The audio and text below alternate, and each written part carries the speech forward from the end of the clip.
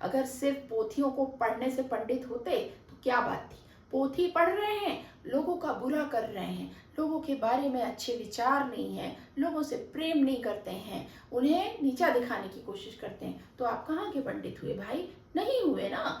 अगर आपने प्रेम को अपना लिया, प्रेम को समझ लिया, प्रेम को बांट रहे हैं, प्रेम का दामन पकड़े हुए हैं, तो वास्तविक रूप से आप ही पंडित कहलाने के योग्य हैं। नमस्कार, मैं हूं रेणुका काले।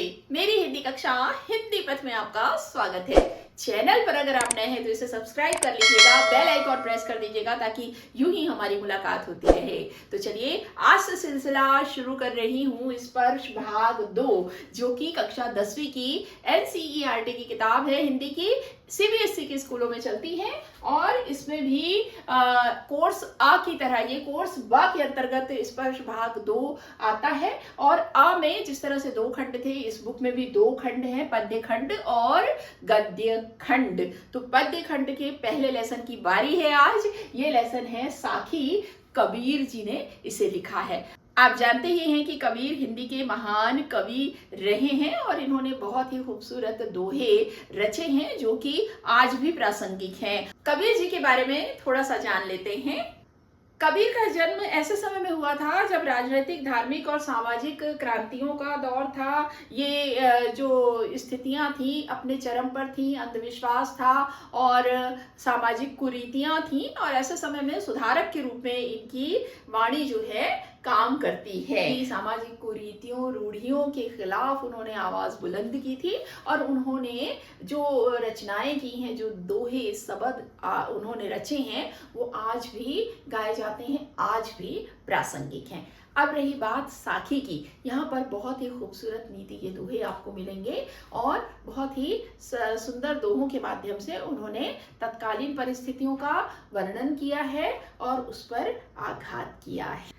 साखी शब्द साक्षी शब्द का ही तद्भव रूप है। भाई इसका नाम है साखी, साखी का मतलब है साक्षी। साक्षी शब्द साक्ष्य से बना है जिसका अर्थ होता है प्रत्यक्ष ज्ञान। यह प्रत्यक्ष ज्ञान गुरु शिष्य को प्रदान करता है। संत संप्रदाय में अनुभव ज्ञान की ही महत्ता है, शास्त्रीय ज्ञान की नहीं। कबीर का अनुभव क्षेत्र विस्तृत था। कबीर जगह जगह भ्रमण कर प्रत्यक्ष ज्ञान प्राप्त करते थे, अतः उनके द्वारा रचित साखियों में अवधी, राजस्थानी, भोजपुरी और पंजाबी भाषाओं के शब्दों का प्रभाव स्पष्ट दिखाई पड़ता है। इसी कारण उनकी भाषा को पचमेल खिचड़ी कहा जाता है। कबीर की भाषा को सधुक्कड़ी भी कहा जाता है।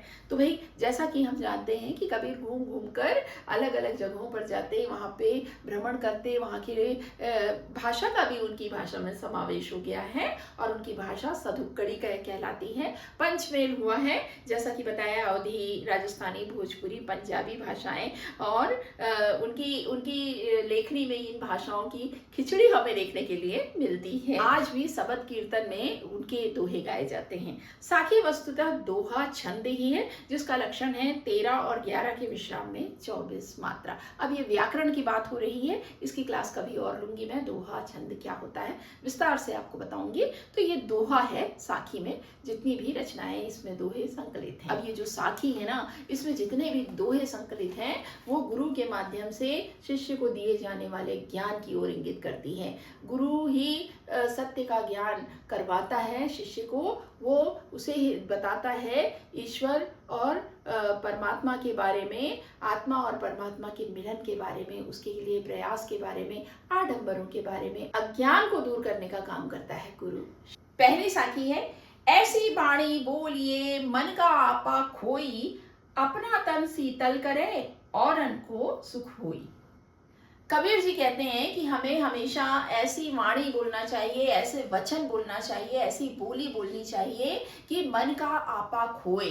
जो सुन रहा है उसका मन जो है भाव विभोर हो जाए, वो खो जाए उसकी मधुरता में, वाणी की मधुरता में। और वाणी ऐसी होनी चाहिए कि वो औरन को शीतल करे, यानी दूसरों को, सुनने वालों को सुख प्रदान करे, सुकून दे, शांति दे, शीतलता दे, और आपा हु शीतल होए, और बोलने वाला भी उस वाणी की वजह से खुद भी संतुष्ट, सुखी और शांति महसूस करे और खुद भी शीतलता महसूस करें। तो कहने का मतलब यही है कि कटु वचन मत बोलो, कह रहे हैं वो कह रहे हैं कि हमेशा मीठा बोलो, अच्छा बोलो, प्रिय बोलो, ऐसा बोलो कि सामने वाले को, सुनने वाले को अच्छा लगे। और वो अगर आप ऐसी वाणी का प्रयोग करते हैं ना, तो ऐसी वाणी सामने वाले को ही नहीं शीतल करेगी, सुखद नहीं लगेगी, बल्कि आपको भी सुखद लगेगी, शीतलता प्रदान करेगी।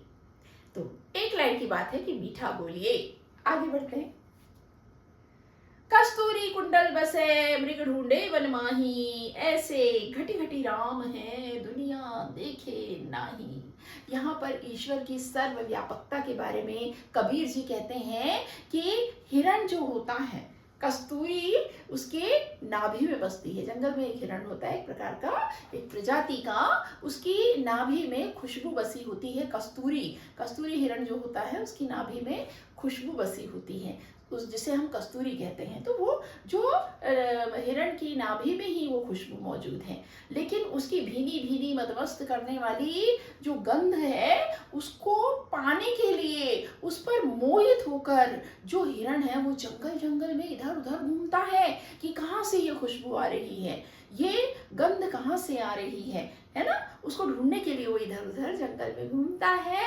और ऐसे घटी घटी राम है दुनिया देखे नहीं, ऐसे ही ईश्वर हैं, परमात्मा है, जो कण कण में, घट घट में निवास करते हैं, लेकिन दुनिया को उसकी खबर नहीं है, वो उन्हें बाहर ढूंढता है ना।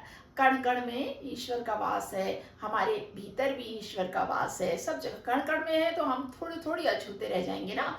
सब जगह ईश्वर का वास है, अपने भीतर भी ईश्वर का वास है, लेकिन हम वो नहीं जानते। संसार का यही हाल है, और वो जो दुनिया है वो इधर उधर उनको ढूंढती रहती है, अलग अलग जगहों से, अलग अलग माध्यमों से उसे पाने की कोशिश करती है ये दुनिया ईश्वर को, परमात्मा को। ठीक वैसे ही जैसे कस्तूरी की गंध से मोहित होकर हिरण जो है उसे पाने के लिए जंगल जंगल घूमता है, उसे पता नहीं है कि वो उसकी नाभि में ही है। जब मैं था तब हरि नहीं, अब हरि है मैं नाही, सब अंधियारा मिट गया, जब दीपक देखा माही। वो कहते हैं कि जब मेरे अंदर मैं था, मैं यानी अहंकार, घमंड होता है ना, मैं ही सब कुछ हूँ, ये मैंने किया, ये मेरा है, ये मैं इंसान को बर्बाद कर देता है। तो वो कहते हैं कि जब मेरे अंदर अहंकार कूट कूट कर भरा था, तब मैं के पीछे लगा हुआ था, तब हरि नहीं थे, ईश्वर को मैं नहीं पा सका, तब मुझे हरि नहीं मिले, ईश्वर नहीं मिले, मैं ही मैं था, अहंकार में चूर था मैं, है ना। अब क्या हुआ है, सब अंधियारा मिट गया, जब दीपक देखा माही। लेकिन जब से मेरे अंदर ज्ञान रूपी दीपक का प्रकाश फैला है, तब मैंने जान लिया है ईश्वर को, और तब से क्या हुआ है, सारा अंधियारा जो है वो मिट गया है। तो कहने का मतलब ये है कि अहंकार को छोड़िए, तभी आपको, आपकी आंखों पर अहंकार का जो अंधियारा छाया है वो छटते ही सब कुछ स्पष्ट हो जाएगा, आपको ज्ञान की प्राप्ति होगी, आपको परमात्मा की प्राप्ति होगी। सब संसार है खाए अरु सोवे, दुखिया दास कबीर है, जागे अरु रोवे। कबीर जी कहते हैं कि ये संसार जो है, वो सारे संसार के जो लोग हैं, संसार जो है वो विलास में, स्वार्थ में और सुख सुविधाओं में खोया हुआ है। बढ़िया खाओ पियो मौज करो और सो, इसमें लगा हुआ है। ये सारी चीजें देखकर मैं क्या करता हूँ, मैं दुखी होता हूँ कि कितना मूर्ख है प्राणी, कितना नासमझी कर रहा है ये इंसान। बढ़िया ये मस्त है, ये संसार सुख में है, सुख की नींद सो रहा है, समस्त सुख सुविधाओं का, भोग विलास का ये उपभोग कर रहा है और बेफिक्र होकर सो रहा है, नींद में मगन है, यानी ये नींद में है, अज्ञानता की नींद में है ये, है ना।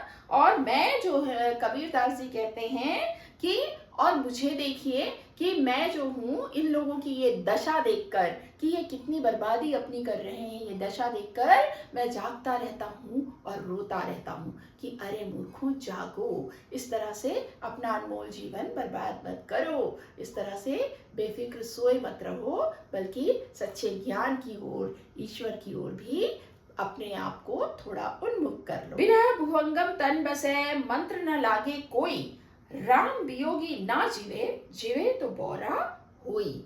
अब यहाँ विरह की यानी जुदाई जो होती है, अलगाव जब हो जाता है, जो विरह जो हो जाता है, उसको उन्होंने भुजंगम यानी कि सांप से उसकी तुलना की है। वो कहते हैं कि परमात्मा से विमुख होने की, अलग होने की जो पीड़ा जो है, उसका कोई इलाज नहीं है।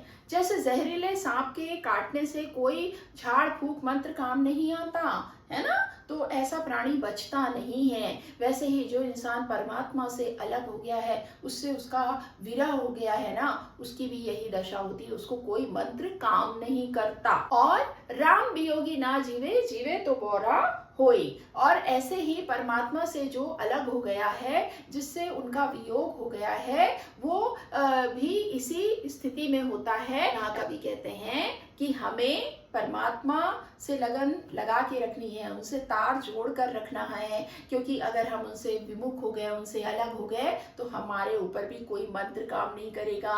हम भी उस जहरीले सांप के काटे इंसान की तरह हो जाएंगे, जो तड़पता रहेगा, या तो जिएगा नहीं, और जिएगा तो पागल की तरह रहेगा। और अगर हमने ईश्वर से अपने तार जोड़ कर रखे हैं ना, तो सब कुछ हमारे जीवन में अच्छा होगा। हम शांति से इस भव सागर से तर जाएंगे। निंदक नेड़ा राखिए, आंगणी कुटी बधाई, बिनु साबण पानी, बिना निर्मल करे सुभाई। भाई देखिए, हम तो यही देखते आए हैं ना कि जो हमारी बुराई कर रहा है, जो हमारी निंदा कर रहा है, जो हमारी आलोचना कर रहा है, उसको हम बिल्कुल भी पसंद नहीं करते हैं। उसको अपने से दूर भगाने की कोशिश करते हैं, उससे हम छिटकने लगते हैं। लेकिन कबीर जी कहते हैं कि निंदक जो होता है, उसे अपने पास रखिए। बल्कि मैं तो कहता हूँ कि उसको अपने घर के निकट ही, आंगन में ही कुटिया बना के इतने पास रख लीजिए। कहने का मतलब है कि इतने करीब रखिए कि वो आपकी पहुंच में हमेशा बना रहे। इससे होगा क्या? होगा ये कि बिन पानी और बिना साबुन के ही ये हमारे स्वभाव को निर्मल कर देते हैं। कैसे? निंदा करने वाले जो है ना, बिल्कुल पैनी नजर रखेंगे हम पर, कहाँ हम गलत कर रहे हैं, क्या हमसे चूक हो रही है, हमारी बुराई ढूंढते रहेंगे। और वो हमारी बुराई जब करेंगे ना, तो हम उनको बुराइयों को जानकर उन बुराइयों को अपने से दूर करते जाएंगे, अलग करते जाएंगे। और बिना पानी के, बिना साबुन के ही हमारा स्वभाव जो है वो निर्मल, साफ, स्वच्छ हो जाएगा। तो है ना, निंदा करने वाले को, निंदक को पास रखने में फायदा। यही कबीर जी कह रहे हैं।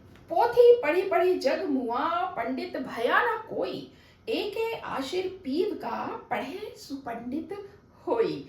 यहाँ पर कबीर जी कहते हैं कि लोग बड़ा पोथियां पढ़ते हैं। हाँ, वो जो धार्मिक ग्रंथ होते हैं, किताबें होती हैं ना, उनको हम खास तौर पर उन्हें ज़्यादा हम पोथी कहते हैं। पोथी पढ़ रहे हैं, कई लंबे समय से पोथी पढ़ रहे हैं, जगत पूरा इसमें लगा पड़ा है, लेकिन कोई भी पंडित नहीं हो पाया है। भाई पोथी पढ़ना छोड़िए, एक ही आशिर पीव का, पढ़े सुपंडित होई। वो कहते हैं कि एक ही अक्षर है प्रिय का, है ना। अब यहाँ प्रिय कौन है? परमात्मा भी है, मानव मात्र की भी बात की जा रही है, प्राणी मात्र की भी बात की जा रही है। सबके प्रति हमारे हृदय में प्रेम होना चाहिए। ठीक है, अगर हम सिर्फ एक प्रेम को समझ लें, प्रेम दें, लोगों से प्यार करें, लोगों के प्रति हमारे मन में सहानुभूति हो, दया हो, करुणा हो, प्यार हो, स्नेह हो, सम्मान हो, तो इससे क्या होगा? वही जो प्रेम को पढ़ लिया है, प्रेम को जिसने समझ लिया है ना, असल में वही पंडित है। अगर सिर्फ पोथियों को पढ़ने से पंडित होते तो क्या बात थी। पोथी पढ़ रहे हैं, लोगों का बुरा कर रहे हैं, लोगों के बारे में अच्छे विचार नहीं है, लोगों से प्रेम नहीं करते हैं, उन्हें नीचा दिखाने की कोशिश करते हैं, तो आप कहाँ के पंडित हुए भाई? नहीं हुए ना। अगर आपने प्रेम को अपना लिया, प्रेम को समझ लिया, प्रेम को बांट रहे हैं, प्रेम का दामन पकड़े हुए हैं, तो वास्तविक रूप से आप ही पंडित कहलाने के योग्य हैं। हम घर जालिया आपना लिया मुराड़ा हाथी, अब घर जालो ताश का, ते चले हमारे साथी। कबीर जी यहाँ पर कह रहे हैं कि हमने तो अपने हाथ में जलती हुई लकड़ी लेकर, मुराड़ा जलती हुई लकड़ी हाथ में लेकर अपने घर को जला दिया है। ठीक है। यानी हमने मोह माया, घर क्या होता है, घर में हम अपने परिवार के संग, अपने परिजनों, अपने रिश्तेदारों के माता पिता भाई बहन सब संग के साथ रहते हैं, मोह माया में जकड़े रहते हैं। तो वो कह रहे हैं कि मैंने तो अपने हाथ से अपने घर को जला दिया है, यानी अपने से मोह माया को दूर कर दिया है, वैरागी हो गया हूँ मैं, है ना। अब मुझे मोह माया का कोई लोभ नहीं रहा, है ना, रिश्ते नाते मोह माया त्याग चुका हूं मैं, ऐसा कह रहे हैं। घर जलाया यानी ऐसा नहीं है, यहाँ पे अर्थ गूढ़ ये छुपा हुआ है कि मोह माया का त्याग कर चुका हूं। अब घर जालो तास का जे चले हमारे साथी। और अब जो मेरे साथ चलना चाहता है ना, यानी मेरी तरह ही वो ईश्वर को, परमात्मा को पाना चाहता है, जो ज्ञान को पाना चाहता है, जो मानव मात्र के कल्याण के लिए कार्य करना चाहता है, वो मेरी ही तरह अपने घर को जो फूंक चुका है वही मेरे साथ आ सकता है। यानी कि जिसने मेरी तरह अपने जीवन से मोह माया को परे कर दिया है वही अब मेरे साथ चले। वो अपने साथ आने की, ज्ञान के मार्ग में चलने की शर्त बता रहे हैं कि मैंने तो अपना सब कुछ छोड़ दिया, मोह माया से विमुख हो चुका हूँ, और जो मेरे साथ आना चाहता है वो भी ऐसा कर ले भाई, तो आ जाए मेरे साथ। तो देखा आपने कितनी प्यारी ये साखियां हैं जो कि हमें ये ज्ञान कराती हैं कि संसार नश्वर है, इसमें हमारे सत्कर्म ही है हमारे साथ जाते हैं, और बाहरी आडंबरों का कोई मतलब नहीं है। हमें मन से सच्चा, मन से नेक, मन से नैतिक होना जरूरी है। आडंबर तो बस फिर आडंबर ही है। तो ये थी कबीर की साखी शीर्षक के अंतर्गत साखियां। अगली क्लास में मिलेंगे फिर से नए लेसन के साथ। भाई स्पर्श भाग 2 हिंदी का क्लास 10 का कोर्स वह है, एनसीईआरटी की किताब है, ये सीबीएसई के स्कूलों में चलती है। तो हो गया है श्री गणेश आज से। चैनल पर अगर आप नए हैं तो इसे सब्सक्राइब कर लीजिएगा, बेल आइकन प्रेस कर दीजिएगा ताकि यही हमारी मुलाकात होती रहे। तो मिलते हैं, तब तक के लिए स्वस्थ रहिए, मस्त रहिए, और अनुमति हिंदी पद से अपनी काले मैम को नमस्कार।